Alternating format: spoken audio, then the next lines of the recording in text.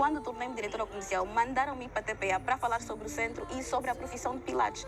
Mas eles não aceitaram. E eu sugeri a terapia. Eles disseram, então vem como terapeuta. Eu fui para lá, a TPA criou um quadro comigo e depois outras televisões foram criando quadros comigo. Tá? Tenho legitimidade de todas as formas para falar sobre sexo. Quando as pessoas dizem, mas ela não é médica, eu pergunto, temos que saber qual é a diferença entre estudante e aluno. Eu acho que essa pergunta já se foi feita há muitos anos e muitos não conseguiram responder. Parece que deixaram cadeira. Tu quer responder agora para clarificar aqui aqueles que ainda não conseguem? Vamos já para o GPT. Ok, mas acho que fica aqui uma deixa muito boa para a compreensão. Só fazendo aqui também menção do Talibã, que também discordou de vários assuntos abordados pela doutora. E dos motivos que nós temos aqui hoje para conversar é sobre essa discórdia também, então entender aqui vários posicionamentos que o Talibã demonstrou no âmbito daquilo que foram as reações pós-programa com a doutora Lunísia. Talibã. Tá tranquilo, Flay. Mas permita-me também dizer aqui que o mesmo questionamento sobre falar sobre diversos assuntos também estendeu-se assim, no âmbito daquilo que eram as reações populares. Não é? Dando uma olhada e há quem pergunta a legitimidade para sentar até com a doutora Lunísia. Eu consigo entender que existem dois lados. Há quem concorda com o Fly, quem não concorda. Há quem concorda com a doutora, quem não concorda. E há essa questão sobre um debate que tem a ver com assuntos sexuais. Nós sabemos disso. Agradar gregos e troianos ao mesmo tempo, isso é impossível. É sabido. É impossível. Eu parabenizo a doutora, né, por este currículo. Não, devo parabenizar. Ela falou o processo dela. Mas é uma coisa que nós às vezes vivemos, Fly. Os conhecimentos adquiridos, às vezes não é um problema. O problema está na aplicabilidade desse conhecimento. Porque às vezes alguns conhecimentos devemos respeitar o contexto, a região, aonde vais aplicar. Tudo isso também conta. Porque senão, se nós acharmos que 1 mais 1 é igual a 2 para todos os cantos e todas as áreas, eu posso te provar que depois que 1 mais 1 nem sempre dá 2.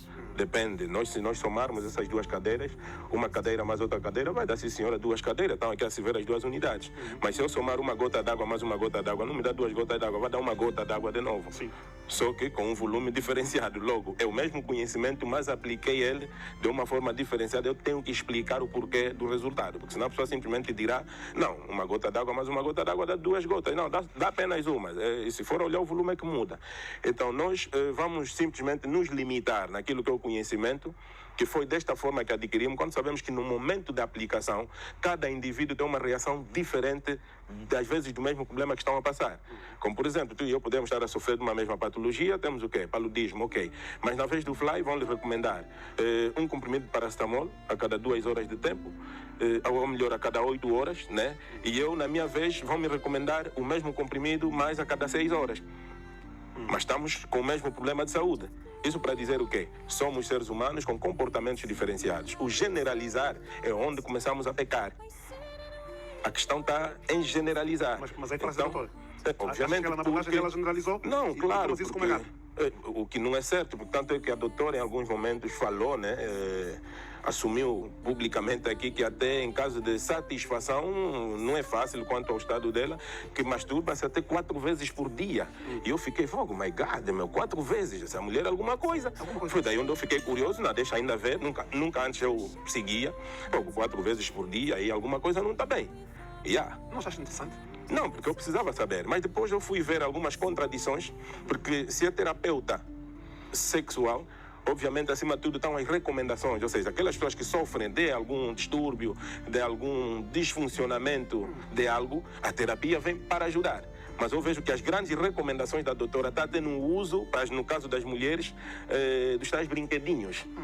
E eu digo, calma aí, se é para terapia, se formos a olhar em outros vídeos, dizia que aos homens todo cuidado é pouco por causa da prática da masturbação, que é prejudicial. Sim. E olha que o uso desses brinquedinhos para as mulheres é muito mais, 2, 3 vezes mais prejudicial para as mulheres do que os homens se masturbando. Então, a mesma pessoa que te diz... Mas isto é um dado científico? Mas é óbvio, o que é que te provoca o uso desses aparelhos todos para a mulher? Depois tem a questão da sensibilidade, que elas correm o risco de perder. Podem desenvolver problemas de magoarem a própria região genital, porque é muito sensível. E esses aparelhos são feitos de misturas de borrachas e também metais.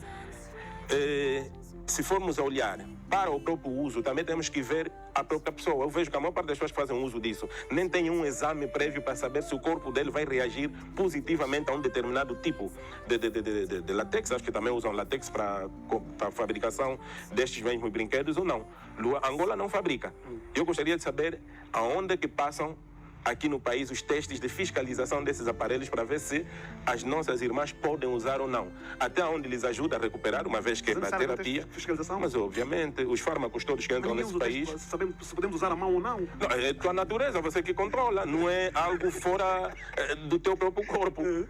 Não tenho algo fora do meu próprio corpo. É eu próprio a usar o meu próprio corpo. É um recurso para estimular o prazer? Sim, mas esse recurso pode trazer consequências. E eu estou a falar aqui, obviamente só de falar empiricamente. Eu conversei com uma série de mulheres, que eu depois, algumas até puxei mesmo, que seguem a doutora. Eu disse para minha irmã, podias me ajudar a entender algo? Fazes uso desse aparelho, sim. Desde que começaste a usar, o que é que achas? Te ajudou a devolver o prazer com o teu parceiro? Ou agora és mais dependente? Não, meu irmão, não vou te mentir, me tornei mais dependente desses aparelhos do que realmente me ajudar e olhar para o meu parceiro como a pessoa certa que eu tenho que ver. Será que eles são mais eficientes que o homem? Não, a questão não está na eficiência, a questão está na quebra. Está na mente. Porque para tornar-se alguém dependente, é como os nossos irmãos Rastafari, eles te dizem que, olha, só para conversar aqui um momento rápido, mandar um abraço ao Monteiro Romário, que nós por hábito temos, né, de fazer menção, que manda 10 libras e escreve para o nosso líder dos bacongos. Obrigado.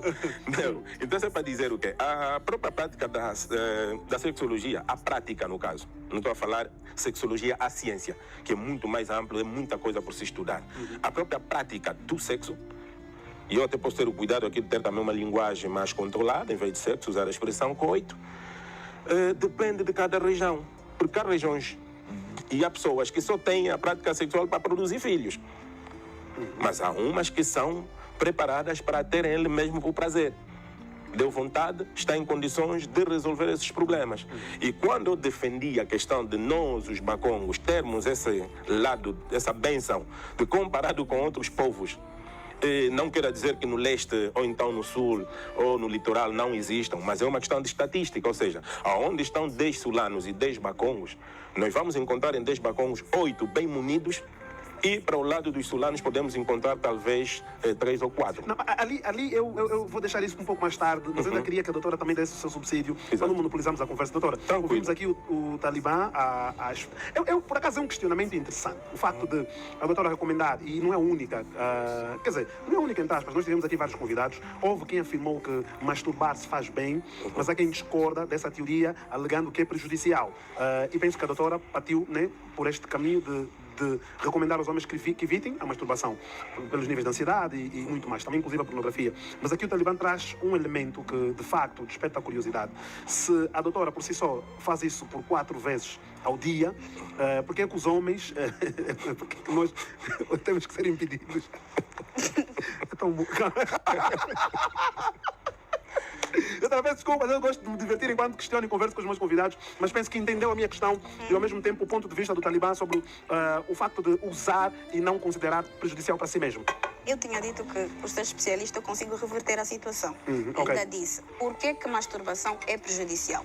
Fly, o nosso cérebro, ele trabalha com condicionamentos, comportamento que o cérebro vai automatizar por ser constante e cria como hábitos. E aqueles hábitos depois vão se tornar automáticos. Há coisas que tu, Fly, fazes que nem pensas, está no teu inconsciente, tu vais lá, pegas. Como há coisas que tu, Fly, fazes que nem pensas, está no teu inconsciente, tu vais lá, pegas. Como, por exemplo, nós às vezes estamos em casa e levantamos para abrir a geleira. Não entendemos porque é que abrimos a geleira, mas aquilo é uma automatização de algo criado e condicionado no teu cérebro. O seu segundo... Retórico, colou, não é? Ei! Brinca bem, jovem! Retórico... Doutor, mil desculpas. Este é um momento sério.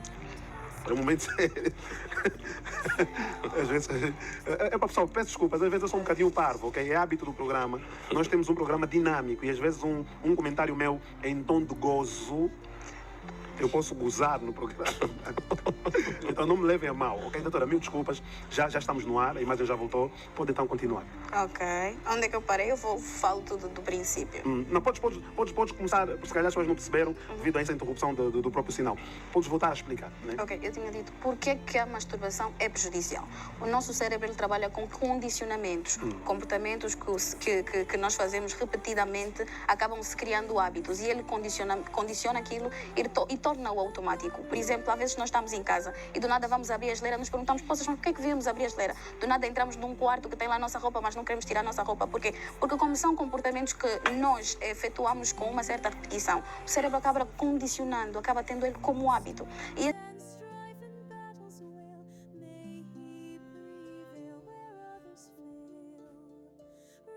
turn to